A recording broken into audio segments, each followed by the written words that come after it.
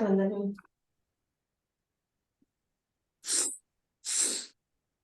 हाथ वंदन मास्टर्स।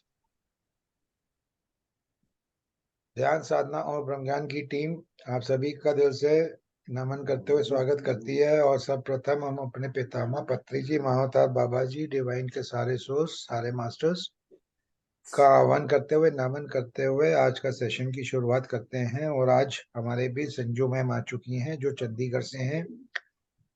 और ध्यान साधना और ब्रह्म ज्ञान की टीम संजू मैम का दिल से अभिनंदन करते हुए स्वागत करती है और उनसे प्रार्थना करती है कि मैम आइए, आज का सेशन शुरू करिए। आत्मवंदन सर, आत्मवंदन ऑल मास्टर्स। थैंक यू आप सभी मुझे मौका दिया शिव पुराण का पठन करने के लिए। और मैं सबसे पहले गणपति जी को आमंत्रित करती हूँ, क्योंकि उनके बिना हम किसी भी चीज की शुरुआत नहीं कर सकते हैं। और शिव परिवार को भी आमंत्रित करती हूँ।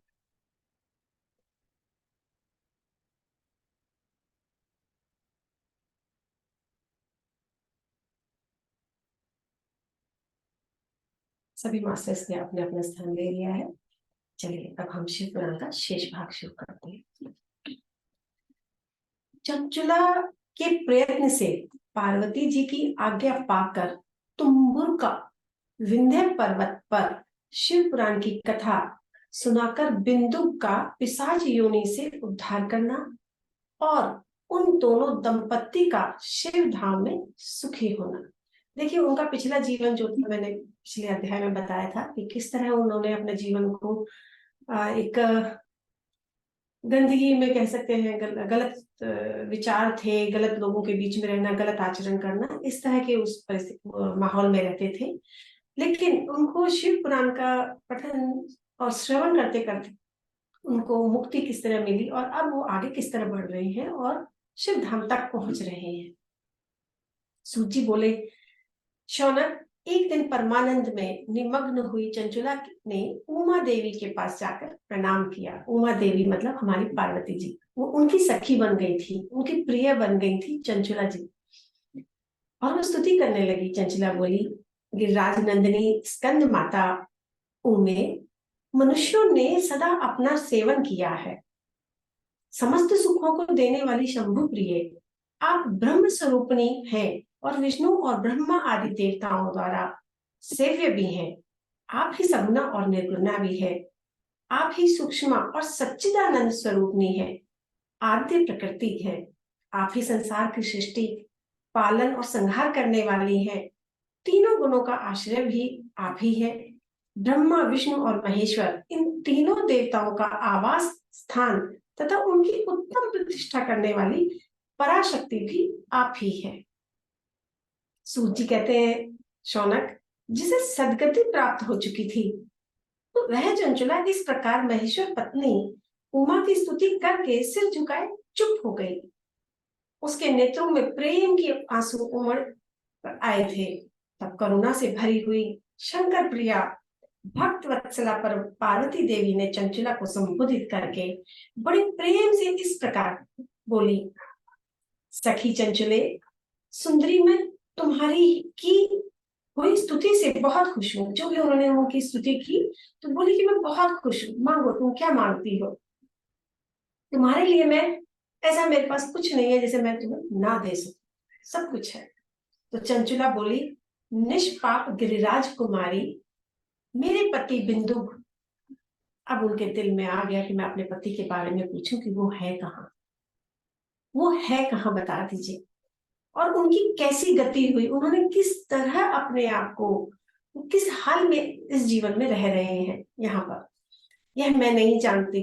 कल्याण में दीन वत्सले, मैं अपने उन पतिदेव से जिस प्रकार संयुक्त हो सकूं वैसा ही उपाय कीजिए।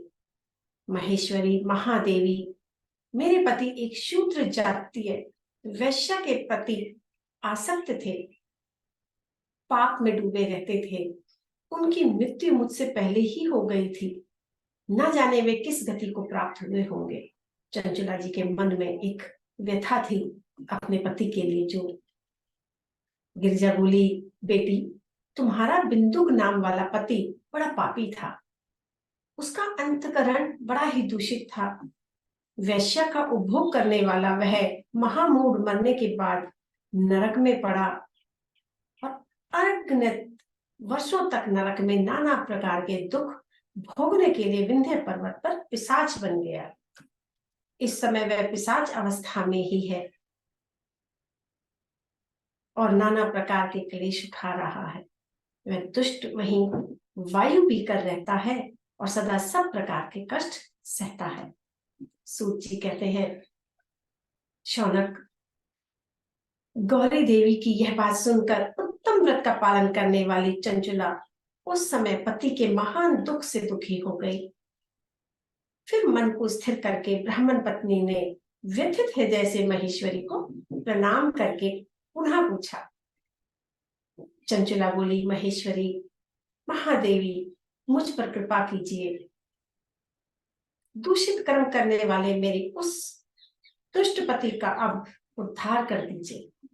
देवी, कुत्सित बुद्धि वाले मेरे उस पाप आत्मा पति को किस उपाय से उत्तम गति प्राप्त हो सकती है, यह शीघ्र बताइए। आपको मैं नमस्कार करती हूँ। तो वो अपने पति की जो उन्होंने पाप कर्म किए थे उनके लिए अब वो रास्ता पूछ रही थी, किस तरह उन्हें मुक्ति मिले पिशाच योनि से।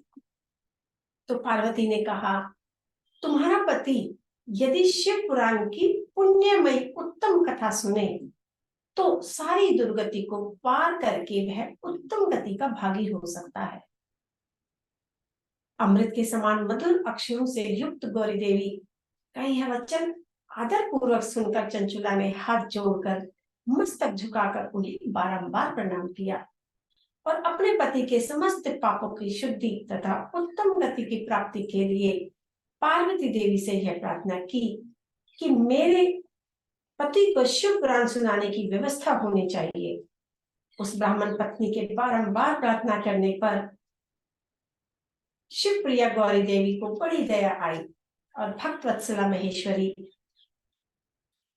गिरिजा कुमारी ने भगवान शिव की उत्तम कीर्ति का ज्ञान करने वाले गंधर्व राज तुमरू को बुलाकर उनसे प्रसन्नता पूर्वक इस प्रकार कहा, तुमरू, तुम्हारी भगवान शिव में प्रीति है? तो बोले, हाँ। तुम मेरे मन की बातों को जानकर मेरे अभिष्ट कार्यों को सिद्ध करने वाले भी हो, इसीलिए मैं तुमसे एक बात कहती हूँ, तुम्हारा कल्याण हो। तुम मेरी जो ये सखी है चंचुला, इसके साथ शीघ्र ही विंध्य पर्वत पर जाओ और वहां एक महाघोर और भयंकर पिशाच रहता है। उसका वृतांत तुम आरंभ से ही सुनो। मैं तुमसे प्रसन्नता पूर्वक सब कुछ बताती हूँ। पूर्व जन्म में वह पिशाच बिंदु नामक ब्राह्मण था और मेरी इस सखी चंचुला का पति था, परंतु वह दुष्ट वैश्यगामी हो गया और स्नान संध्या आदि नित्य कर्म छोड़कर अपवित्र रहने लगा। क्रोध के कारण उसकी बुद्धि पर मूर्ता छा गई थी और वह कर्तव्य विवेक नहीं कर पाता था। अभक्ष्य भक्षण सज्जनों से द्वेष और दूषित वस्तुओं का दान लेना और यही उसका स्वाभाविक कर्म बन गया था। वह अस्त्र शस्त्र लेकर हिंसा करता और बाएं हाथ से खाता और दीनों को सताता, क्रूरता पूर्वक पराये घरों में आग लगा देता, चांडालों से प्रेम करता और प्रतिदिन वैश्या के संपर्क में रहता था। बड़ा दुष्ट था। वह पापी अपनी पत्नी का परित्याग करके दुष्टों के संगम में आनंद मनाता था। वह मृत्यु पर्यंत दुराचार में ही फंसा रहा। फिर अंतकाल आने पर उसकी मृत्यु हो गई। वह पापियों के भोग स्थान घोर यमपुर में करके दुष्ट आत्मा जीव इस समय विंध्य पर्वत पर पिशाच बना हुआ है। वहीं वह दुष्ट पिशाच अपने पापों का फल भोग रहा है। तुम उसके आगे यत्न पूर्वक शिव पुराण की उस दिव्य कथा का प्रवचन करो जो परम पुण्यमयी तथा समस्त पापों का नाश करने वाली है। शिव पुराण की कथा श्रवण सबसे उत्कृष्ट पुण्य कर्म है और उससे उसका हृदय शीघ्र ही समस्त पापों से शुद्ध हो जाएगा। उस दुर्गति से मुक्त होने पर बिंदुक नामक पिशाच को मेरी आज्ञा से विमान पर बिठाकर तुम भगवान शिव के समीप ले आओ। तो दोस्तों, अब हम यहाँ पर ध्यान करेंगे किस तरह चंचला जी ने माता पार्वती से प्रार्थना की।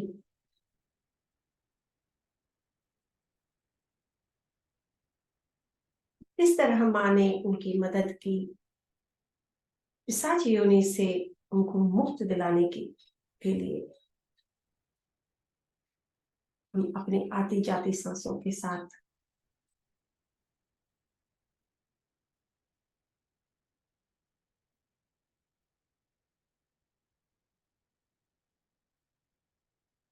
बने रहेंगे।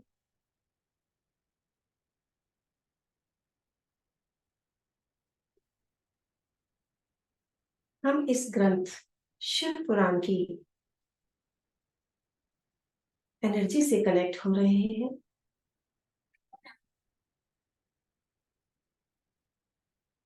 जिनके एक एक शब्द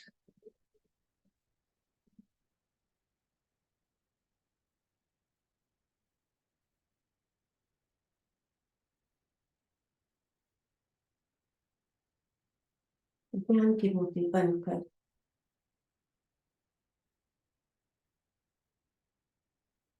हमारे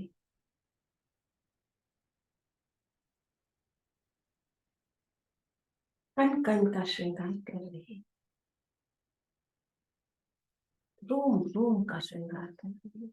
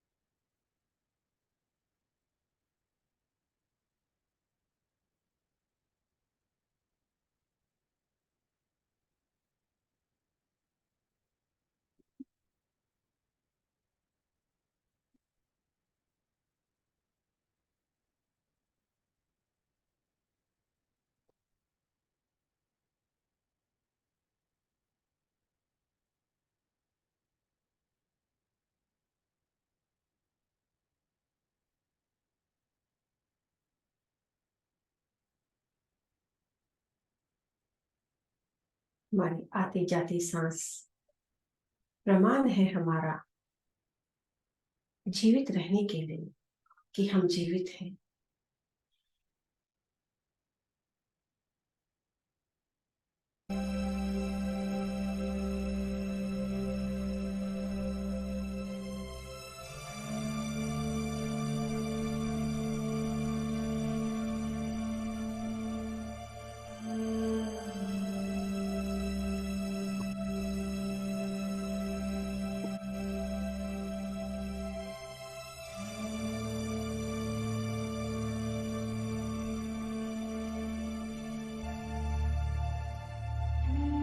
एक एक शब्द आपके कानों पर पड़ेंगे। मूर्ति जी कैसे कहते हैं, शौनक महेश्वरी, आपने जो आदेश दिया है, गंधर्व राज डुम्बरू प्रसन्न हुए। माँ की आज्ञा जो मिली वो बड़े खुश हो रहे थे, अपने भाग्य की सराहना कर रहे थे। आज माता पार्वती ने मुझसे कुछ कार्य करने को कहा। तुरंत ही डुम्बरू पिशाच की सती साध्वी पत्नी चंचला को साथ लेकर विमान में बैठकर नारद के प्रिय मित्र डुम्बरू वेग पूर्वक विंध्याचल पर्वत पर चले गए। पिशाच रहता था। मास्टर्स, उन्होंने उस पिशाच को देखा। उसका शरीर विशाल था, बड़ी बड़ी, कभी हंसता तो कभी रोता था, कभी उछलता तो कभी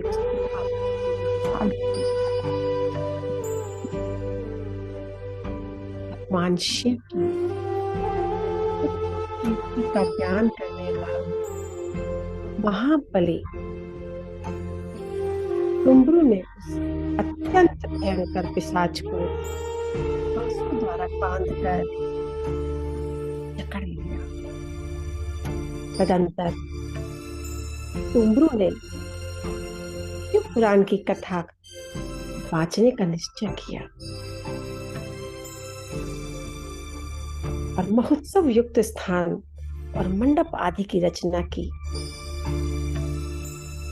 इतने में ही संपूर्ण लोकों में बड़े वेग से प्रचार हो गया कि देवी पार्वती की आज्ञा से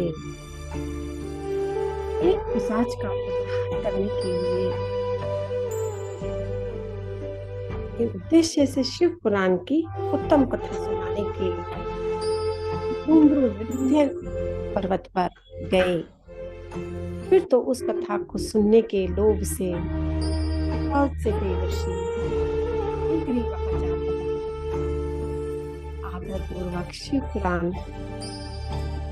आए हुए लोगों का उस पर्वत पर बड़ा अद्भुत और कल्याणकारी समाज जुट गया।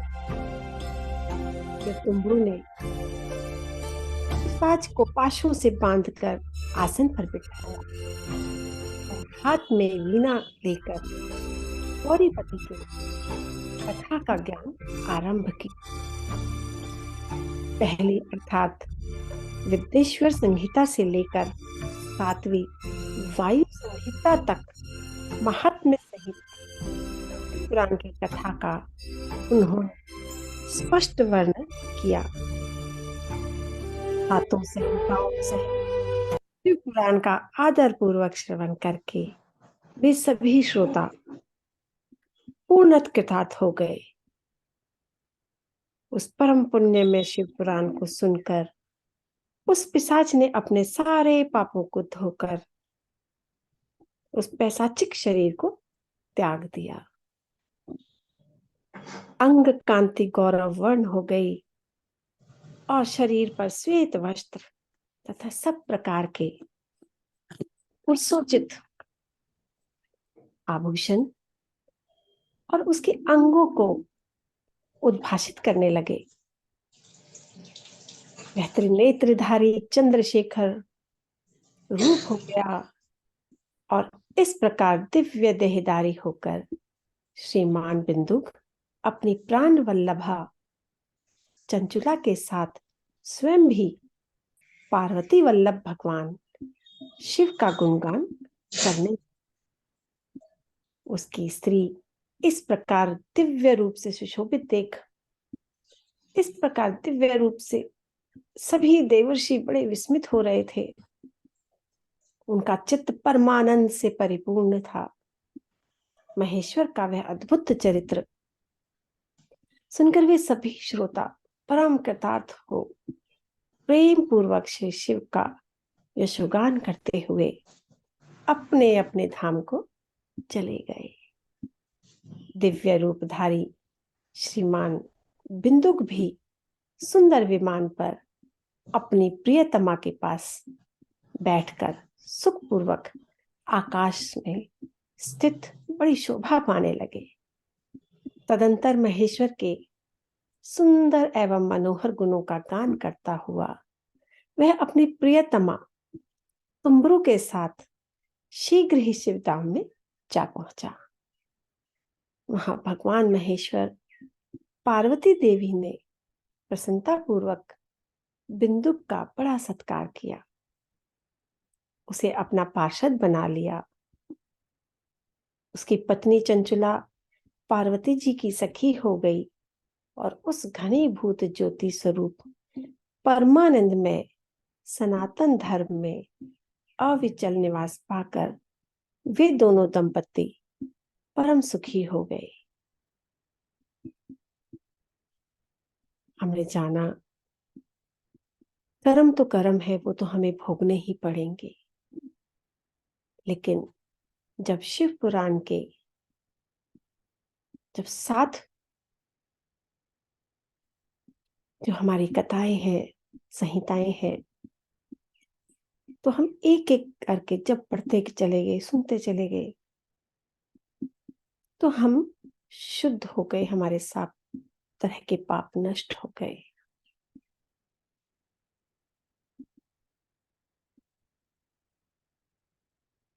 हम भगवान शिव, माता पार्वती और उनके परिवार को नमन करते हुए आगे बढ़ते हैं। शिव पुराण की श्रवण की विधि और श्रोताओं के पालन करने योग्य नियमों का वर्णन है। देखिए मास्टर्स, जब हम किसी दूसरे से सुनते हैं कि ऐसे करना चाहिए, किसी पंडित ने बताया है या किसी महान ज्ञानी जो भी है संत, उन्होंने बताया है, लेकिन आपने देखा होगा एक बात को अगर हम आगे तक पहुंचती है वो किसी औरों के शब्दों द्वारा, तो वो शब्द ही कुछ और हो जाते हैं, उसका मायने ही बदल जाते हैं। लेकिन जब आप खुद पढ़ते हैं, स्वाध्याय करते हैं, एक एक शब्द को जब आप बार बार पढ़ते हैं, तो उसका अर्थ आप गहराई से जान जाते हो। तो दोस्तों, शौनक जी कहते हैं कि महाप्राग व्यास शिष्य सूत जी, आपको नमस्कार है। आप धन्य हैं और शिव भक्तों में श्रेष्ठ हैं। आपके महान गुण वर्णन करने योग्य है। अब आप कल्याण में और शिव पुराण की श्रवण की विधि बतलाइए, जिससे सभी श्रोताओं को संपूर्ण उत्तम फल की प्राप्ति हो। सूत जी ने कहा, मुनि शौनक, अब मैं तुम्हें संपूर्ण फल की प्राप्ति के लिए शिव पुराण की श्रवण विधि बताता हूं। उन्होंने बताया, सबसे पहले ज्योतिषी को बुलाकर दान मान से संतुष्ट करें और अपने सहयोगी लोगों को साथ बैठकर किसी विघ्न बाधा की कथा की समाप्ति होने के उद्देश्य से शुद्ध मुहूर्त का अनुसंधान कराएं। प्रयत्न पूर्वक देश देश में स्थान स्थान पर यह संदेश भेजे कि हमारे यहाँ शिव पुराण की कथा होने वाली है। अपने कल्याण की इच्छा रखने वाले लोगों को उसे सुनने के लिए अवश्य पधारना चाहिए।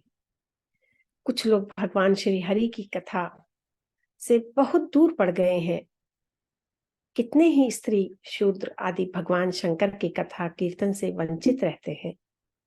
उन सब को भी सूचना हो जाए, ऐसा प्रबंध करना चाहिए।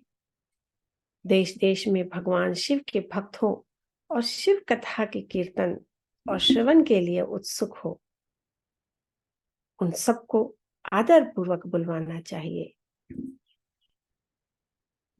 शिव मंदिर में, तीर्थ में, वन प्रांत में अथवा घर में शिव पुराण की कथा सुनने के लिए अत्यंत उत्तम स्थान का निर्माण करना चाहिए।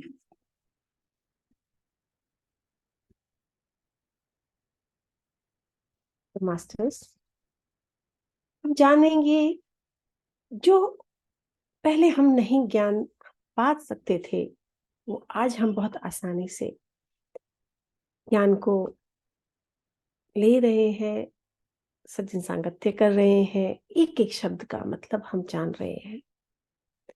तो उन्होंने फिर बताया कि किस तरह हमें एक सुंदर सा मंडप तैयार करें, सब लोग बैठ के फल फूल और सुंदर चंदोवे से अलंकित करें, ध्वजा पताका लगाएं, तरह तरह के सामानों से सजाकर सुंदर शोभा संपन्न बना दे और भगवान शिव के प्रति सब प्रकार से उत्तम भक्ति करने वाले चाहिए। वहीं सब तरह आनंद का विधान करना, परमात्मा भगवान शंकर के लिए दिव्य आसन का निर्माण करना चाहिए।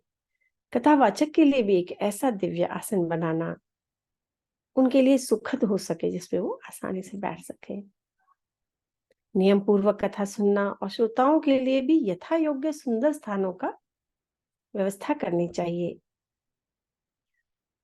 जिसके मुख से निकली हुई वाणी देहधारियों के लिए कामधेनु के समान अभिष्ट फल देने वाली होती है, उस पुराण वेत्ता द्वारा वक्ता की तुच्छ बुद्धि कभी नहीं करनी चाहिए। संसार में जन्म तथा गुणों के कारण बहुत से गुरु होते हैं, परंतु उन सब में पुराणों का ज्ञाता विद्वान ही परम गुरु माना गया है। पुराण वेत्ता पवित्र, दक्ष, शांत, ईर्ष्या पर विजय करने वाला साधु और दयालु होना चाहिए। ऐसा प्रवचन कुशल विद्वान एवं पुण्यमय कथा को कहे। सूर्योदय से आरंभ करके 3:30 पहर तक उत्तम बुद्धि वाले विद्वान पुरुष को शिव पुराण की कथा सम्यक रीति से वाचनी चाहिए। एक एक चीज के बारे में हमें बताया गया, एक एक शब्द को जितनी बार पढ़ते हैं उतना गहन हमको ज्ञान मिलता है। अब इसमें बताया है मध्याह्न काल में 2 घड़ी तक कथा बंद रखनी चाहिए। मध्याह्न, जिससे कथा कीर्तन से अवकाश पाकर लोग अपने आप को फ्रेश कर ले, क्योंकि बीच में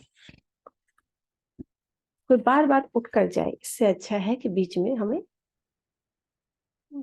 इंटरवल रख लेना चाहिए। तो सब चीज बताई है उन्होंने। दोस्तों, सुबह से सारा नित्य क्रम कर लेना चाहिए और जो भी वक्ता के पास उसकी सहायता के लिए दूसरा वैसा ही विद्वान स्थापित करना चाहिए। यानी कि एक उठे तो दूसरा आ जाए, दूसरा उठे तो तीसरा। ये हम जो ज्ञान ले रहे हैं ये बहुत महत्वपूर्ण ज्ञान है, क्योंकि जब हम दूसरों से सुनते हैं कि नहीं ऐसा नहीं होता, ऐसा होता है, हमारे यहाँ ऐसा हुआ, लेकिन यहाँ तो एक एक शब्द लिखा हुआ है, बस आज के युग के हिसाब से हमें उसे कर लेना चाहिए। तो कथा में आने वाले जो भी लोग आएंगे उन सबको निर्विघ्न निवृत्ति के लिए गणेश जी की पूजा करें। दोस्तों, जब गणेश जी की पूजा करते हैं सबसे पहले, तो फिर तो कोई विघ्न पड़ ही नहीं सकता। कथा के स्वामी भगवान शिव की तथा विशेषतः शिव पुराण की पुस्तक की भक्ति भाव से पूजा करें। तत्पश्चात उत्तम बुद्धि वाला श्रोता तन मन से शुद्ध एवं प्रसन्नचित हो आदर पूर्वक शिव पुराण की कथा सुने, जैसे अभी सभी मास्टर्स सुन रहे हैं। इसमें श्रोता का और पठन करने वाले का दोनों को बहुत ही उनकी ब्लेसिंग्स मिलती हैं, ऊर्जा मिलती है, ज्ञान मिलता है और उनका उद्धार भी होता है। तन मन से शुद्ध और प्रसन्नचित हो आदर पूर्वक शिव पुराण की कथा सुनना है। जो वक्ता और श्रोता अनेक प्रकार के कर्मों में भटक रहे हो, काम आदि 6 विकारों से युक्त हो, स्त्री में आसक्ति रखते हो, पाखंडपूर्ण बातें कहते हो, वे पुण्य की भागी नहीं होते। जो लौकिक चिंता तथा धन, ग्रह एवं पुत्र आदि की चिंता में को छोड़कर कथा में मन लगाए रहते हैं, उन शुद्ध बुद्धि पुरुषों को उत्तम फल की प्राप्ति होती है। जो श्रोता श्रद्धा और भक्ति से युक्त होते हैं और दूसरे कर्मों में मन नहीं लगाते, मौन, पवित्र एवं उद्वेग शून्य होते हैं, वे ही पुण्य के भागी होते हैं। सूत जी फिर बोले, हे शौनक, अब शिव पुराण सुनने का व्रत लेने वाले पुरुषों के लिए जो नियम है उन्हें भक्ति भाव से सुनो। नियम पूर्वक इस श्रेष्ठ कथा को सुनने से बिना किसी विघ्न बाधा के उत्तम फल की प्राप्ति होती है। जो लोग दीक्षा से रहित है उनका कथा श्रवण में अधिकार नहीं। अतः कथा सुनने की इच्छा वाले सब लोगों को पहले वक्ता से दीक्षा ग्रहण करनी चाहिए। देखिए, जो लोग नियम से कथा सुने उनको ब्रह्मचार्य से रहना, भूमि पर सोना, पत्तल में खाना, प्रतिदिन समाप्त होने पर ही अन्न ग्रहण करना, जिसमें शक्ति हो वह पुराण की समाप्ति तक उपवास करके शुद्धता पूर्वक भक्ति भाव से उत्तम शिव पुराण को सुने। इस कथा का व्रत लेने के लिए पुरुष को प्रतिदिन एक ही बार हविष्यान्न भोजन करना चाहिए। जिस प्रकार से कथा श्रवण का नियम सुख पूर्वक सद सके वैसे ही करना चाहिए। मास्टर्स, कितनी गहरी बात इसमें बताई है। जिस तरह आपका शरीर आपको बैलेंस करने में मदद करे, ज्यादा खाना नहीं खाना है, दिन में एक बार खा सकते हैं, हल्का भोजन ले सकते हैं और भूखे भी नहीं रहने के लिए बोला है। जो आज हम बहुत सारे भ्रांतियों में फंसे हुए हैं, ये सब का निदान है। अब देखिए, इसमें कुछ हमें बताया है, ये नहीं खाना है तो उसे हमें किस तरह अवॉइड कर सकते हैं और करना चाहिए। जैसे कि गरिष्ठ अन्न, दाल, जला हुआ अन्न यानी कि पका हुआ अन्न, सेम, मसूर, भाव दूषित तथा बासी अन्न को खाकर कथाव्रती पुरुष कभी कथा को ना सुने। जिसने कथा का व्रत ले रखा हो वह पुरुष प्याज, लहसुन, हींग, गाजर, मादक वस्तु और आमिष कही जाने वाली वस्तुओं को त्याग दे। कथा का व्रत लेने वाले पुरुष काम, क्रोध आदि 6 विकारों को, ब्राह्मणों की निंदा तथा पतिव्रता और साधु संतों की निंदा को भी त्याग दे। इसमें बहुत बड़ा काम बताया है, बहुत ही बड़ा काम है ये। निंदा किसी की नहीं करनी, न सुननी। जब हम किसी की निंदा करते हैं तो हम सामने वाले का नहीं, हम अपना ही लेवल को बढ़ा रहे होते हैं गलत की तरफ। इसलिए हमें किसी की भी निंदा नहीं करनी है, न सुननी है। कथाव्रती पुरुष प्रतिदिन सत्य, सोच, दया, मौन, सरलता, विनय तथा हार्दिक उदारता, इन सद्गुणों को सदा अपनाए रहे। श्रोता निष्काम हो या सकाम, वह नियम पूर्वक कथा सुने। सकाम पुरुष अपने अभिष्ट कामना को प्राप्त करता है और निष्काम पुरुष मोक्ष पा लेता है। दरिद्र, क्षयरोगी, पापी, भाग्यहीन तथा संतान रहित पुरुष भी इस उत्तम कथा को सुने। काक, बंध्या आदि जो 7 प्रकार की दुष्ट स्त्रियां जिसका गर्भ गिर जाता है, उन सभी को शिव पुराण की उत्तम कथा सुननी चाहिए। स्त्री हो या पुरुष, सबको यत्न पूर्वक विधि विधान से शिव पुराण की उत्तम कथा सुननी चाहिए। देखिए मास्टर्स, इन्हें बहुत ही क्लियर कहा है, आप हर हाल में कथा सुन सकते हो। इन्हें सोते, जागते, लेटते, बैठते, बस कुछ कर्म बताए हैं कि ये नहीं करने।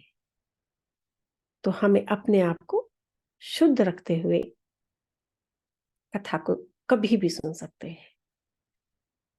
इस तरह शिव पुराण की कथा के पाठ एवं श्रवण संबंधी यज्ञ उत्सव की समाप्ति होने पर श्रोताओं को भक्ति एवं प्रयत्न पूर्वक भगवान शिव की पूजा की भांति पुराण पुस्तक की भी पूजा करनी चाहिए। तदंतर विधि पूर्वक वक्ता का भी पूजन करना आवश्यक है। पुस्तक को आच्छादित करने के लिए नवीन एवं सुंदर बस्ता बनाएं और उसे बांधने के लिए दृढ़ एवं दिव्य डोरी लगाएं और उसका विधिवत पूजन करें। मुनिश्रेष्ठ, इस प्रकार महान उत्सव के साथ पुस्तक और वक्ता की सहायता के लिए पंडित का भी उसी के अनुसार धन आदि से आदर करें।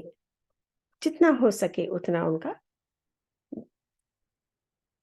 उससे कम भी कर सकते हैं, ज्यादा भी कर सकते हैं, या आपकी इच्छा है कितना भी दान करके आप उनको संतुष्ट कर सकते हैं। तो धन, अन्न, कुछ भी, और साथ में कीर्तन, गीत, वाद्य, नृत्य।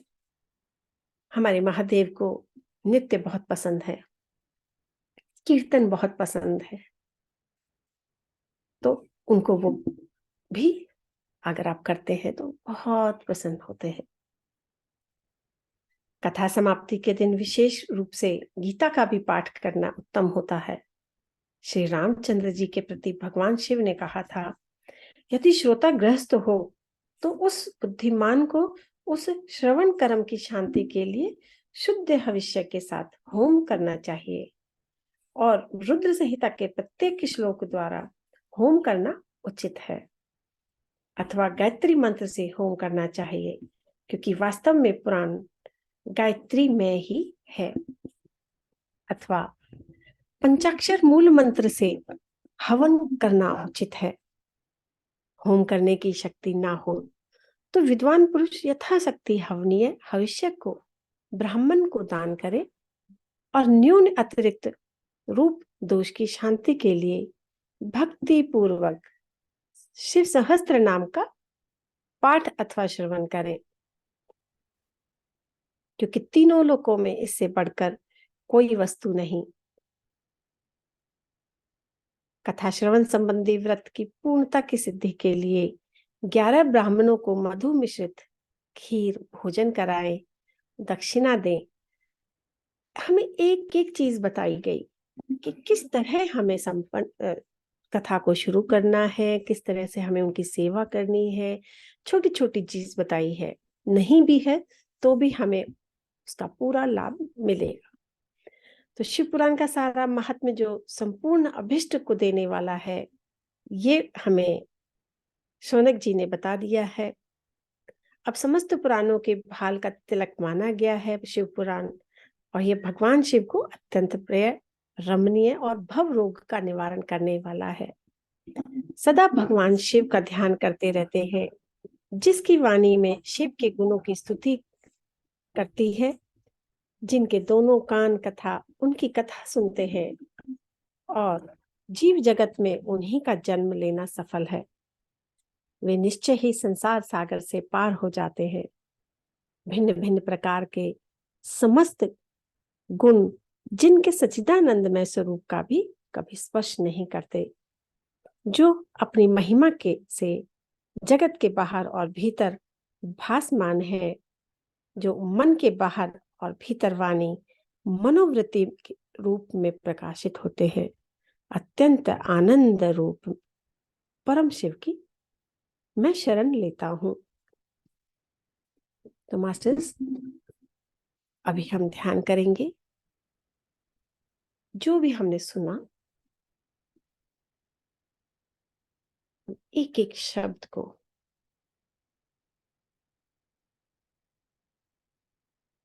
मन मस्तिष्क में दोहरा रहे हैं।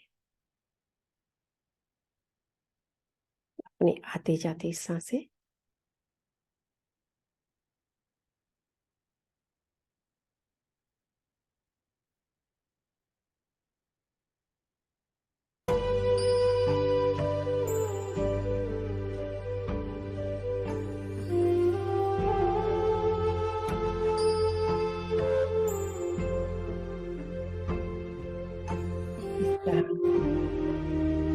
महादेव की कृपा वर्षा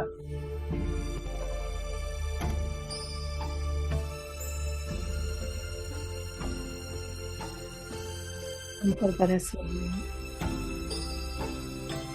जो भी इस कथा को सुन रहा है, जहां तक एक एक शब्द जाएंगे, इसके कानों में ये शब्द पड़ेंगे।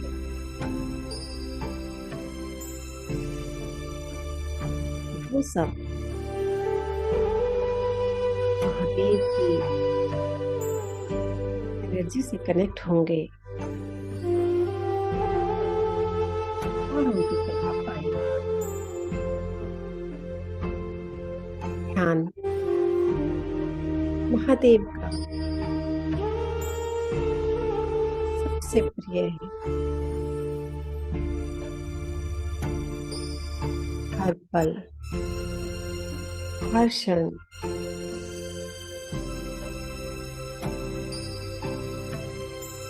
धरती, आकाश, वायु, जल,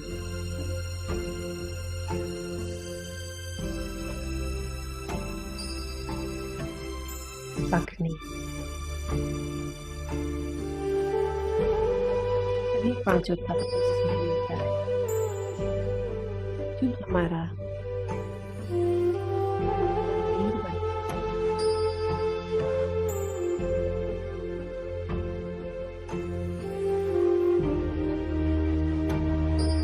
हम इस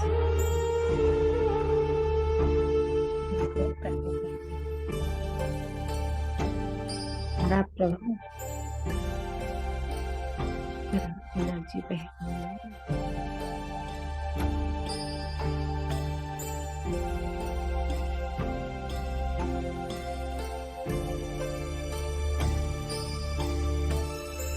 ओम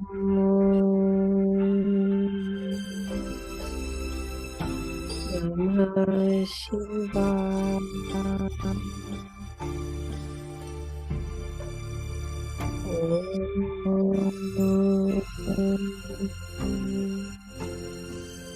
नमः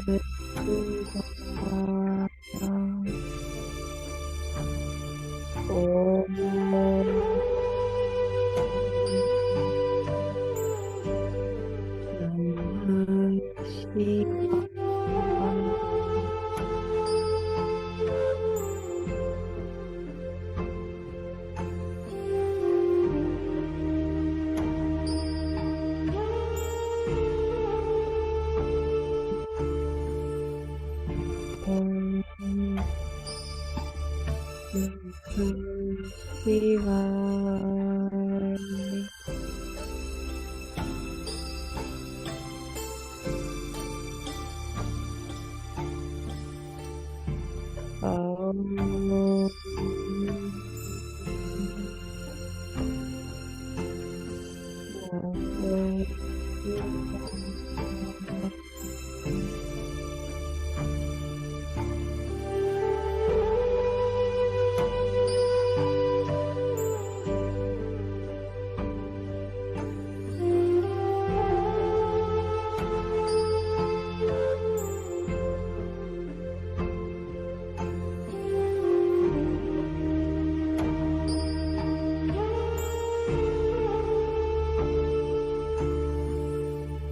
प्रभु को नमन करते हुए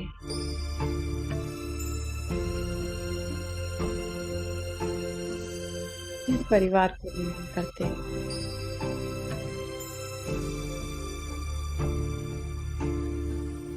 गुरु मंडल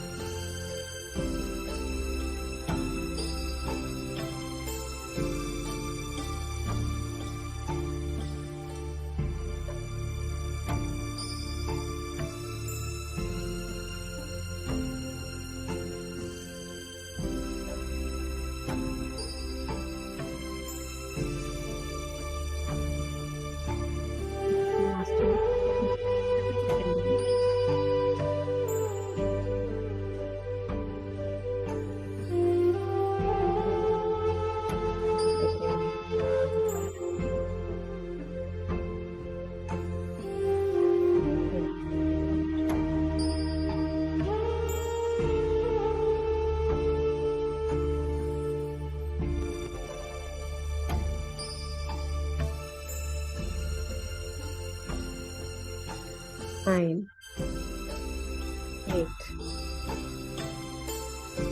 7, 6,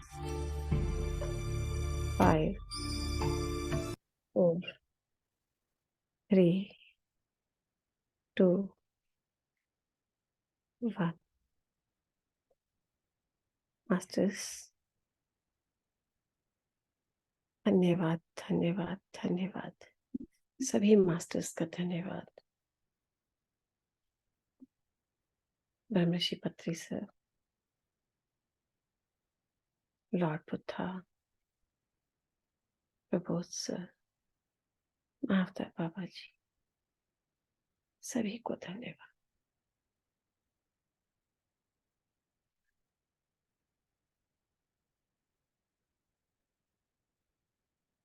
thank you, thank you, thank you. Thank you ma'am, thank you. Doctor साहब कुछ कहना चाहेंगे? म्यूट करिए जी। हमने शिव पुराण का बड़ा अच्छा पाठ किया और कुछ ध्यान कराया, बहुत अच्छा रहा। बहुत धन्यवाद ma'am. Thank you sir, thank you, thank you Usha sir, जी, थैंक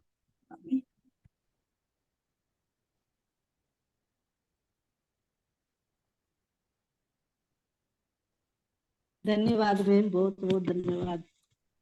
बहुत अच्छा कैसे कथा सुने और ज्ञान में मन लगा। बहुत बहुत आपका धन्यवाद। Thank you ma'am, thank you, thank you Ashish sir, thank you all masters कि मुझे मौका दिया। और मैं एनर्जी को तो पूरी तरह से फील कर रही हूँ। हमारे इस मंच की बहुत एनर्जी है। Thank you, thank you, thank you. जैसे मैम। ही मंच शुरू टाइम होता है वैसे वैसे एनर्जी बढ़ती चली जाती है और पता ही नहीं चलता कि हम क्या बोल रहे हैं। मुझे तो खुद नहीं पता चलता। तो ये सब मास्टर्स की एनर्जी है। Thank you so much sir, thank you. Thank you ma'am. और आप सबको भी जो है बहुत बहुत थैंक यू, बहुत बहुत धन्यवाद जो आप आए यहाँ पे और इस सेशन को जो है कि आपने किया। और कल सुबह भी जो है एक जबरदस्त सेशन होने वाला है, उसमें भी आइए। और 3 तारीख को सुबह 8 बजे से 6 बजे तक का कंटिन्यूएशन में सेशन है। 3 तारीख को संडे को सुबह 8 बजे से शाम को 6 बजे तक 10 मास्टर्स, 10 घंटे, 10 घंटे 10 मास्टर्स के रेगुलर सेशन है। तो आप लोग आइए, आइए और सीखिए, उनसे कुछ ज्ञान प्राप्त करिए, तो ध्यान में खो जाइए। Thank you. और इसको प्रमोट भी करिए, मैंने ग्रुप में डाला हुआ है, इसको सब लोग प्रमोट करिए अपने अपने उसमें, जाके ज्यादा से ज्यादा लोग जो है इसको आए और सीखें और समझें। Thank you masters, thank you, thank you ma'am, thank you ma'am. Thank you. धन्यवाद, धन्यवाद।